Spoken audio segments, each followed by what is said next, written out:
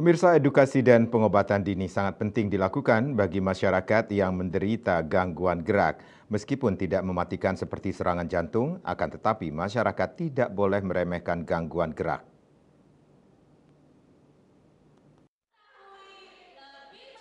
Hal ini mencuat dalam peringatan Hari Gangguan Gerak Sedunia World Movement Disorder Day 2024, yang mana kelompok studi gangguan gerak Perhimpunan Dokter Spesialis Neurologi Indonesia Cabang Denpasar memberikan edukasi, pemeriksaan kesehatan serta senam bersama kepada 100 peserta yang termasuk dari anggota Paguyuban Purnabakti Wardi RSUP Ngurah. Ketua Panitia Dr. Sri Yeni Trisnawati MBiomed SPSK menyampaikan bahwa layanan poli khusus gangguan gerak di Rumah Sakit Ngurah telah beroperasi sejak 2022 dan menangani 15-20 pasien setiap hari. Oleh karena itu, edukasi tentang gangguan gerak sangat penting agar masyarakat lebih sadar. Kalau dibandingkan dengan pasien stroke ya memang tidak terlalu banyak seperti pasien stroke, tetapi yang sudah kita tangani sekarang pasien-pasien gangguan gerak cukup baik, cukup banyak. Karena gangguan gerak itu termasuk Parkinson juga dan gangguan gerak yang lainnya.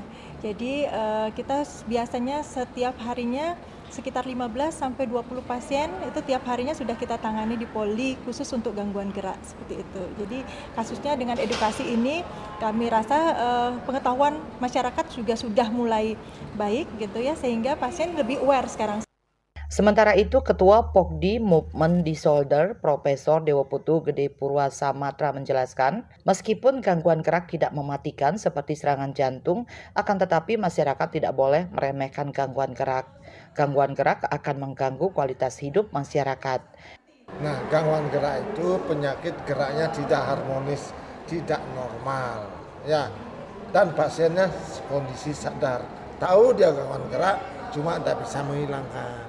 Beda dengan kejang, pasti tidak sadar pasiennya. Namun demikian ya, kaitannya dengan kebutuhan juga teman-teman anggota paguyuban ya, memerlukan juga rekreasi. Seperti sekarang ini ada seminar pemahaman tentang gangguan gerak, ini tentu sangat bermanfaat ya bagi kita ya.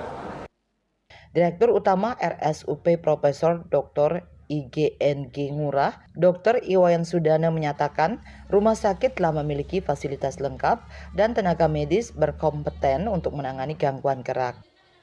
Saya kira sudah lengkap ya Prof ya, jadi sudah punya poli untuk khusus untuk pelayanan gangguan gerak untuk pasien-pasien yang mengalami gangguan gerak. Kemudian juga pasti kalau ada tempat, ada peralatannya. Mungkin saya tidak satu persatu jenisnya, jadi yang pasti itu sudah standarnya sudah dipenuhi, kemudian terutama didukung oleh sumber daya manusia.